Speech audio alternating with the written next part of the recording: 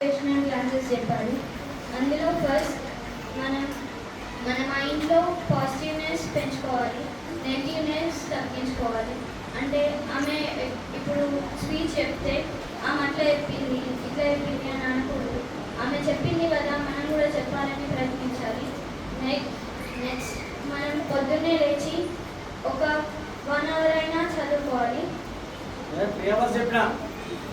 Sir అంటే వాళ్ళ కోసం కన్సెషనా? No concession given. చెప్పు. గుడ్.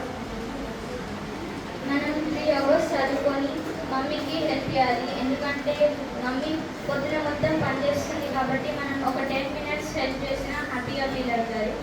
నెక్స్ట్ మనం ఏం చేసేది లేదు, 8కి స్కూల్కి వచ్చేసి సార్ చెప్పినదంతా విని అర్థం చేసుకొని ఏదైనా డౌట్స్ ఉంటే సార్ని అడగాలి.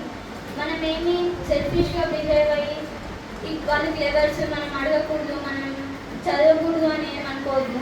క్లెవర్స్ అయినా సరే మనలాంటి వాళ్ళే, మన ఏజ్ వాళ్ళే, మన క్లాసే కాబట్టి వెళ్ళి ఇది నాకు అర్థం కాలేదు చెప్పు అని అడగాలి. ఒకవేళ చెప్పకపోతే నేను నీతో మాట్లాడను, అది నేను నీతో అస్సలు మాట్లాడను, మేము ఎవరో మాట్లాడమని ఆమెని ఒక్కదాన్నే వదిలిపెట్టి మనం ఉండడం అట్లా చేయకూడదు. నెక్స్ట్ సాయంత్రం వెళ్ళాక కొంతమంది గేమ్స్కి వెళ్తారు, బాయ్స్ అయితే అందరూ వెళ్తారు.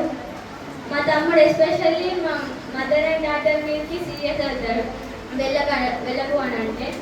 గేమ్స్ ముఖ్యమే, ఎందుకంటే ఫిజికల్ ఫిట్నెస్ కూడా కావాలి. కానీ 9 దాకా ఆడి 10కి వచ్చి ఎక్కడికి వెళ్ళవరా అంటే తిట్టడం అలాంటివి చేయకూడదు. ఒక 1 hour ఆడుకోవాలి, ఫిజికల్ ఫిట్నెస్ కూడా ఇంపార్టెంటే కాబట్టి. అయినా మన స్కూల్లో గేమ్స్ పీరియడ్ ఉంది కాబట్టి మనకు ఆడుకోవాలి.